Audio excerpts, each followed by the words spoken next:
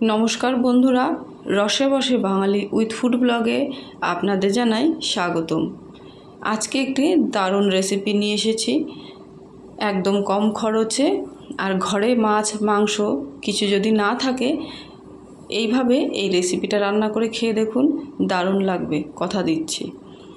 ঘরে থাকা মাত্র 3টে ডিম দিয়ে আমি আজকে এই দুর্দান্ত স্বাদের রেসিপিটা তৈরি করব।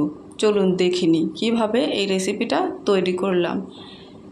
প্রথমে এখানে সেদ্ধ করে রাখা 3-4টে আলু নিলাম।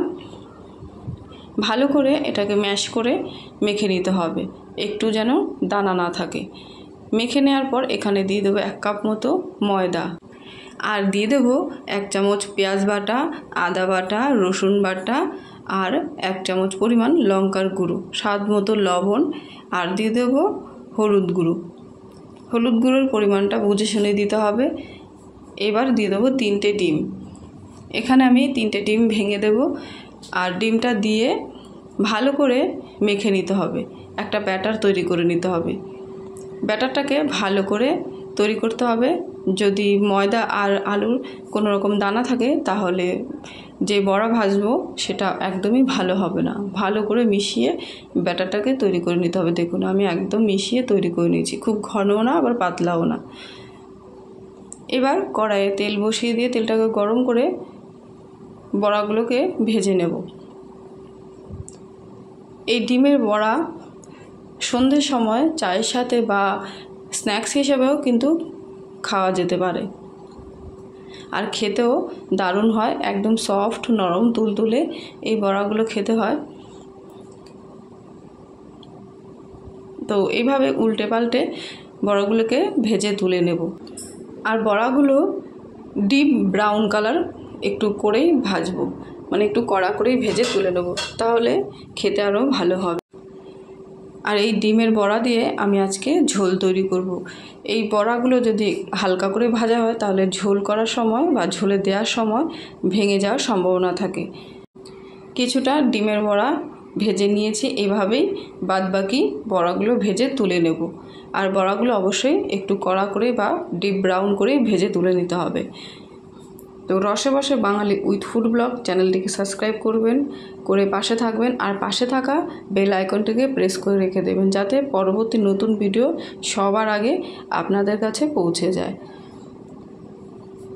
তো ডিমের বড়া ঝোলে আমি আলু দেওয়ার জন্য কিছুটা আলু আগে থেকে সেদ্ধ করে রেখেছি, সেটা আমি ডিমের বড়া ভাজা তেলে ভেজে নিচ্ছি। একটু লবণ আর হলুদ দিয়ে হালকা করে ভেজে তুলে নেব। আর ডিমের বড়ার ঝোলের আলুগুলো একটু বড় করেই কেটে নিয়েছি। দেখুন ভাজা হয়ে গেছে, এবার তুলে নেব। বড়াটা যেহেতু ডিমের, তাই তেলের মধ্যে দেখুন কিভাবে ফেনা উঠেছে। আলুগুলো তুলে নিচ্ছি। আমি অন্য একটা কড়াইয়ে আবারও সর্ষের তেল দিয়ে দিলাম, আর দিয়ে দিয়েছি একটা তেজপাতা, 1 চামচ জিরে ফোড়ন, সাদা জিরে ফোড়ন। এবার দিয়ে দেবো 2টো পেঁয়াজ বাটা।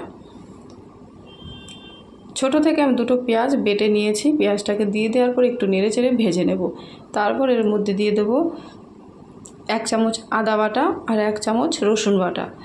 আবারও একটু নেড়ে চেড়ে আদা রসুনটাকে একটু ভেজে নেব, তাহলে আদা রসুনের যে কাঁচা গন্ধটা থাকে সেটা আর থাকবে না। এবার দিয়ে দিলাম 1 চামচ জিরের গুঁড়ো, লাল লঙ্কার গুঁড়ো, আর হলুদের গুঁড়ো, আর একটু কাশ্মীরি লঙ্কার গুঁড়ো দিয়ে দিলাম। এবার দিয়ে দেবো স্বাদ মতো লবণ। এবার ভালো করে মশলাটাকে কষিয়ে নেব। একটু জল অ্যাড করে দিয়ে আস্তে আস্তে মশলাটাকে কষিয়ে নিতে হবে।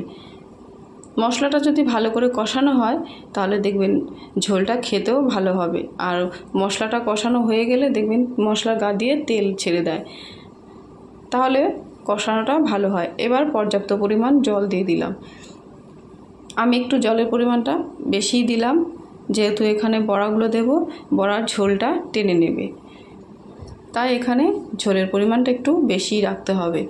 এবার ভেজে রাখা আলুগুলো দিয়ে দেব। আলুগুলো দিয়ে দেওয়ার পর একটু ফুটে আসলেই তারপর দিয়ে দেব বড়াগুলো। আর এখানে আমি 3টে কাঁচা লঙ্কা দিয়ে দিলাম। এটা অপশনাল, চাইলে দিতে পারেন। আবার স্কিপ করে যেতে পারেন। তো একটু দিয়ে দিচ্ছি গরম মশলার গুঁড়ো। আপনারা চাইলে এখানে গরম মশলা আর ঘিও দিতে পারেন, তবে আমি শুধু গরম মশলাটাই দিলাম। এবার দিয়ে দিলাম ভেজে রাখা ডিমের বড়াগুলো। ভালো করে একটু মিশিয়ে নিয়ে 2 মিনিট মতো ফুটিয়ে নিলে একদম রেডি ডিমের বড়া ঝোল। ঘরে মাছ মাংস না থাকলেও কোনো ব্যাপার না, এইভাবে অবশ্যই একবার রেসিপিটা ট্রাই করে দেখবেন, খেতে দারুণ হয়। তো আমি গ্যাস অফ করে দিয়ে নামিয়ে নিয়েছি। আজকের রেসিপিটা কেমন হলো অবশ্যই কমেন্টে জানাবেন। আর আজকের রেসিপিটা যদি ভালো লাগে অবশ্যই লাইক করবেন। তো আজকের ভিডিওটা এখানে শেষ করছি। সবাই ভালো থাকবেন, সুস্থ থাকবেন। আবারও দেখা হবে নতুন ভিডিওর সাথে, নতুন রেসিপির সাথে।